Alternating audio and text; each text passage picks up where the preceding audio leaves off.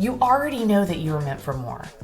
But what if the only thing that is standing between where you are now and where you want to be is the decision to become the next version of you? Confession time, y'all. I have been a bit inconsistent here as of late.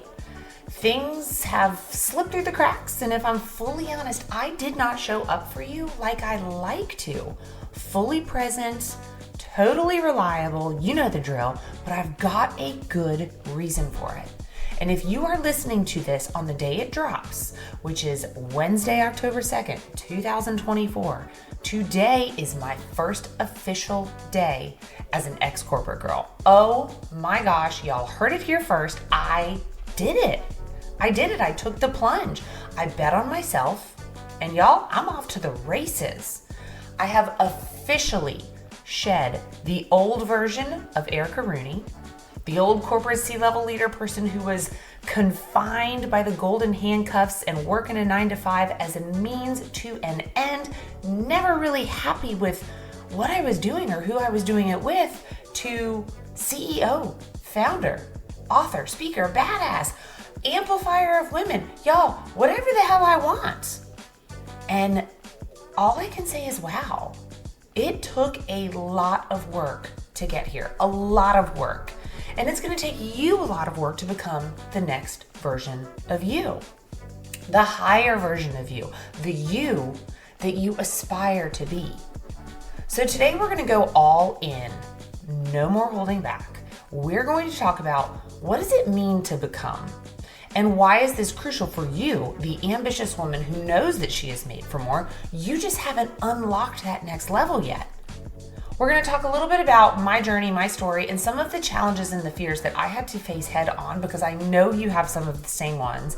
And we're going to talk about the 3 steps that you can start doing today that will cost you no money, that you can start doing. And I call these steps my steps to becoming, because y'all, change is the only thing that stays the same. And I'm a big believer that if you're not growing, if you're not stretching yourself, you're dying. So my question for you today is, who do you want to become? And then what do you have to do to get there?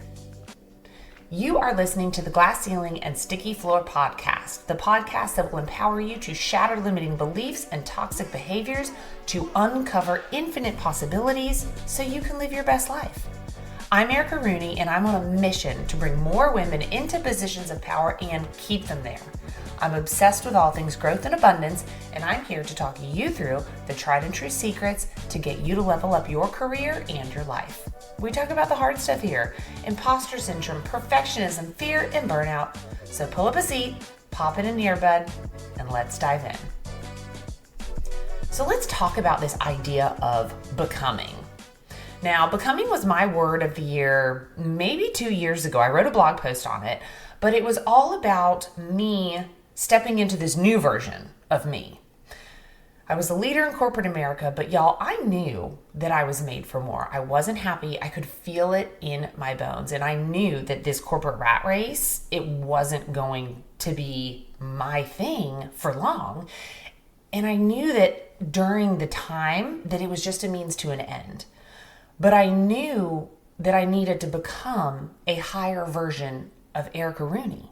I needed to become a stronger leader, a change maker. I needed to develop my skills. I needed to really lean in to gender equality and what did that mean for me. And what I'm here to tell you today is that honestly, anything is possible if you put your mind to it. And when we talk about becoming, the first thing we really need to just own is that it is a constant evolution. Like, do we ever fully arrive? Do we ever fully get to our destination? And the answer for me is I don't think so. I think our whole purpose in this world is to grow and change and evolve until we get to the end of our life, right? But think about it. We're changing roles. We're changing passions. We're constantly changing our thoughts and beliefs, what we know to be true. But the first thing I want to tell you is that when you are in this process of up-leveling, when you are in this process of becoming the new version of you, it takes time. It's not just this checklist of, I'll go get this certification, check done, or I'm going to be a courageous person, check done, and I'm going to start doing these things. Like, it takes time.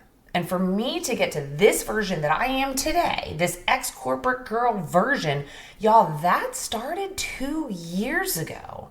And I finally feel like, wow, I have arrived. And it's really hard to describe, but it's just this deep inner knowing. It's this calm confidence. But what we're going to get to later today, and what we, can totally explore and pontificate about, is that there's always this next level of us. So we are always in this evolution of becoming, but what is this next level? We take it one level at a time. We don't have to become this truly full ass enlightened version of ourselves today. Just think about, what is the next version of you? And when I think about it, it's really this 2-step process. Step 1 is all about shedding the old layers, old habits, old belief systems that are no longer serving you and leaving those behind. And then step 2 is all about, what do we need to step into? What do we need to move towards? What habits, beliefs do we need to adopt and really truly own? So starting with step 1, when you're in this place of up-leveling and change, I want you to ask yourself these questions. What beliefs do you need to leave behind? What beliefs are no longer serving you? So maybe you have this belief that you'll never be a C-level leader, or maybe you have a belief that you'll never make that much money, or that nobody's going to care about what you think, or that your ideas don't add value. And y'all, that was one of my beliefs, was that whatever ideas I had, that it had been there, done that. People had already done it before. Why would they want to listen to me? So I really had to leave behind this belief that everything I had to say had already been done, and that I was showing up to the world with a new spin on it, with a new perspective on it, with my own lens, which nobody else could possibly have, right? And it's one of those things that, these beliefs that you have to leave behind, your conscious brain knows they're total BS, but your unconscious brain is back there just spitting out these thoughts, telling you all of this BS, and it takes time to work through those limiting beliefs, to really uncover them. And y'all, if you go by my book, The SNAP Method, that really walks you through the 4 steps to shedding these beliefs that, are all BS, so that you can step into the you want to become. And then I want you to ask, what habits do you need to leave behind? What are you doing that's no longer serving you, right? Super popular one these days. We're talking about the endless Facebook, TikTok, Instagram, social media scroll. That doesn't do anything for you except for give you dopamine hit after dopamine hit after dopamine hit. Maybe you need to spend more time reading books, less time playing on the phone.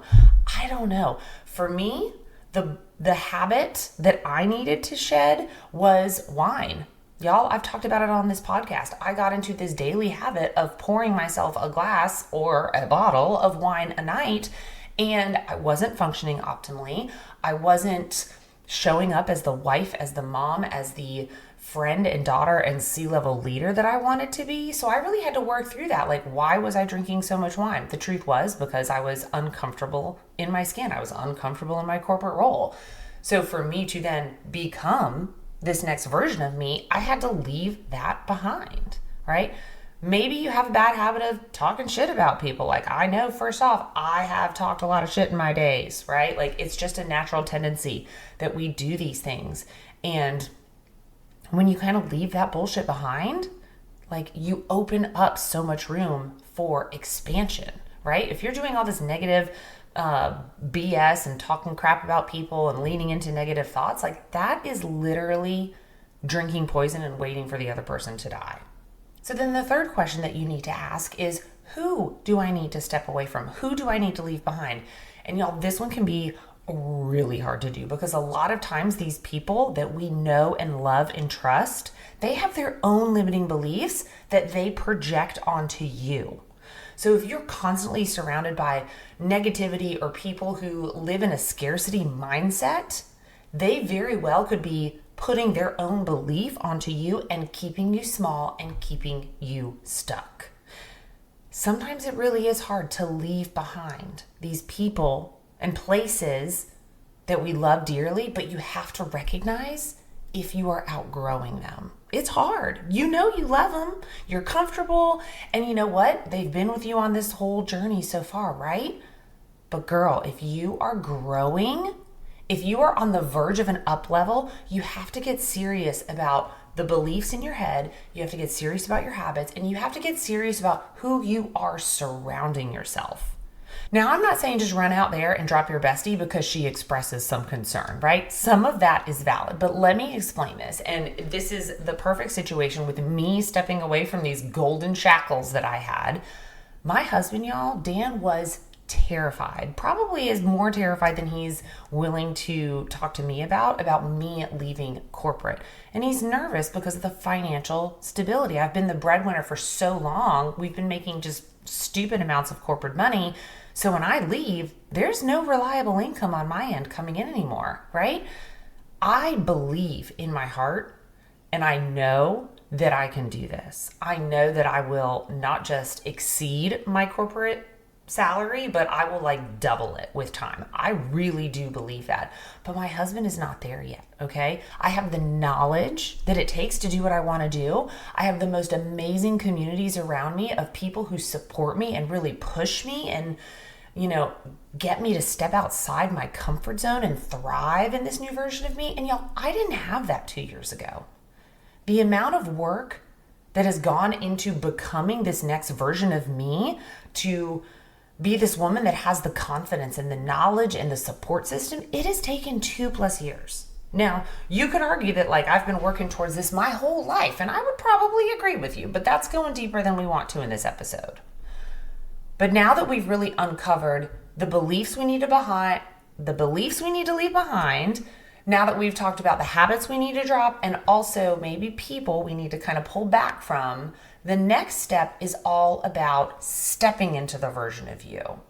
And I had to get real serious and real introspective about what did I want this next version of me to look like? Who did I want Erica to be? And I want you to do the same.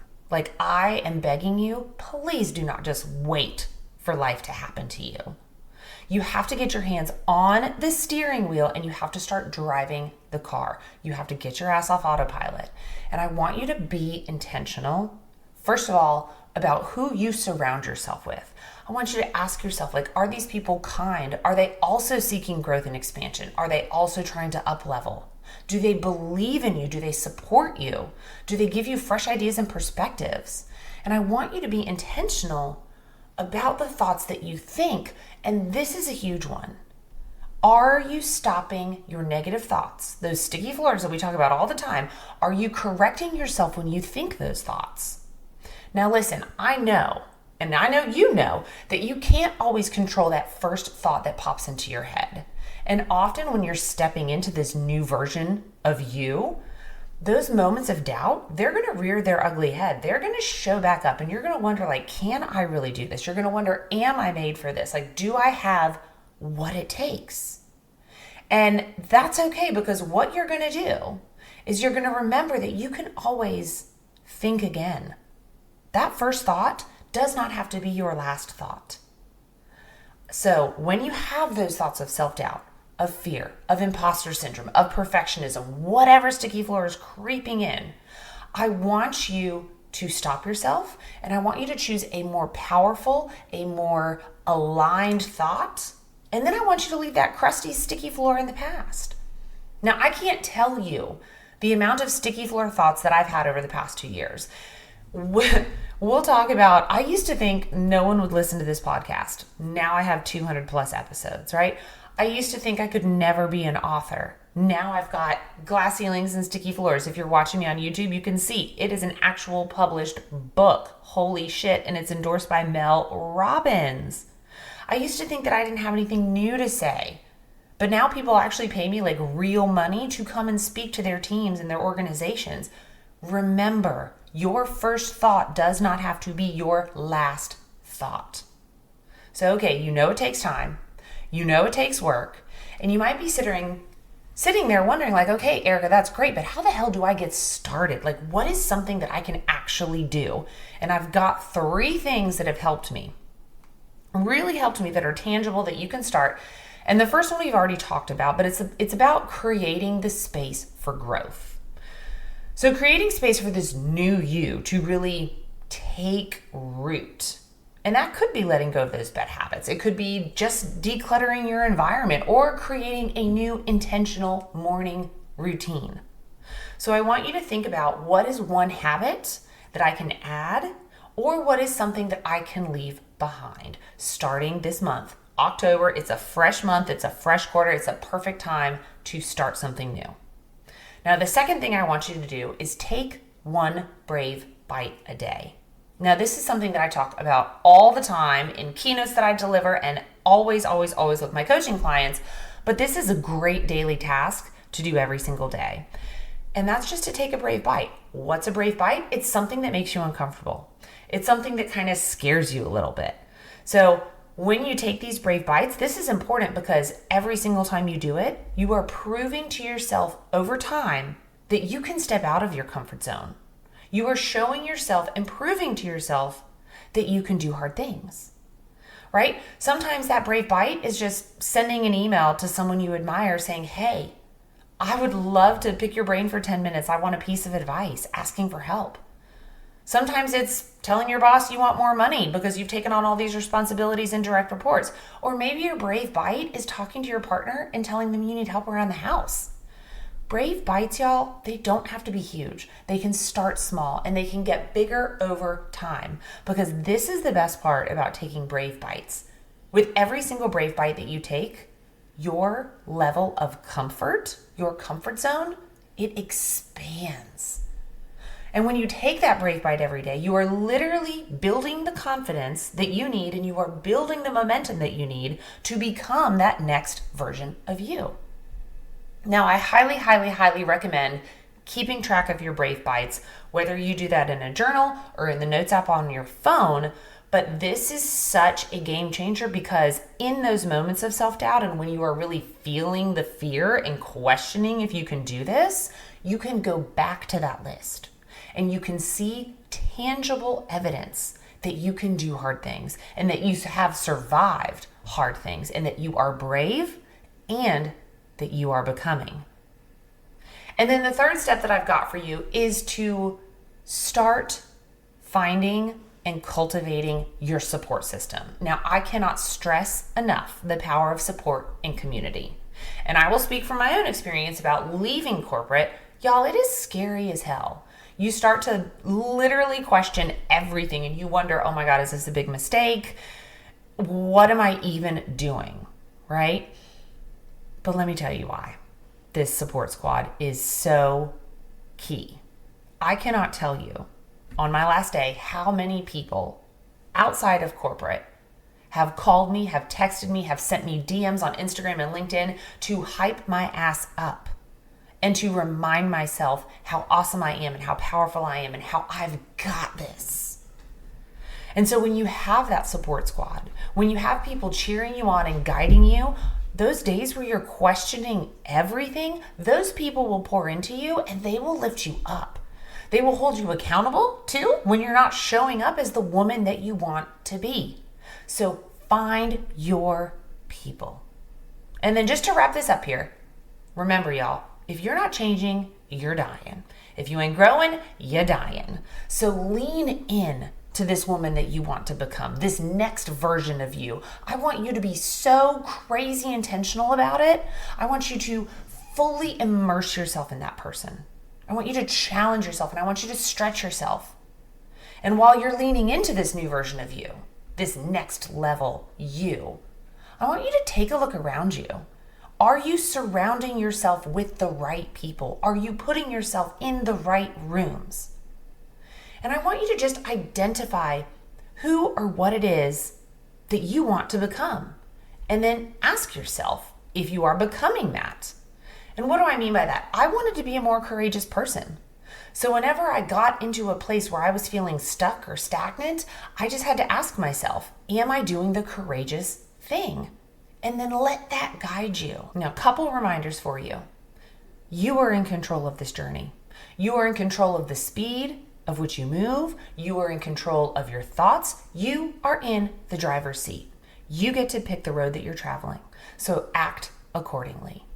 And just one last thing on this whole journey of becoming, y'all, have patience with yourself. Have grace, because we are always becoming, and everything that is happening to you is happening for you. Every challenge, every heartbreak, every dead end, every setback, all of those things are opportunities for you to show up as the woman that you want to be, as the woman you want to embody, as the woman you want to become. Never forget that. So before you move on to the next thing, before this podcast ends and you flip over to something like My Favorite Murder, which, let's be real, it's what I'm going to do, I want you to ask yourself, what is the one thing, what is that one brave bite that you will take today to start yourself on the journey of becoming? And then I want you to get your ass out there and I want you to do it. All right, thank you for tuning in. Y'all, if you haven't already dropped that 5-star review, please do so today. It really helps this podcast land in the hands of the woman that needs to hear it most.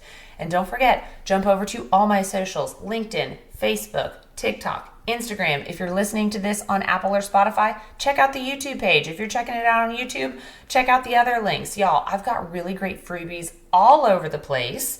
Jumpstart, success planners, leadership book lists, whatever you need, it's there. So don't miss out. But until next time, y'all, stop putting ceilings on what's possible and let's start smashing through them.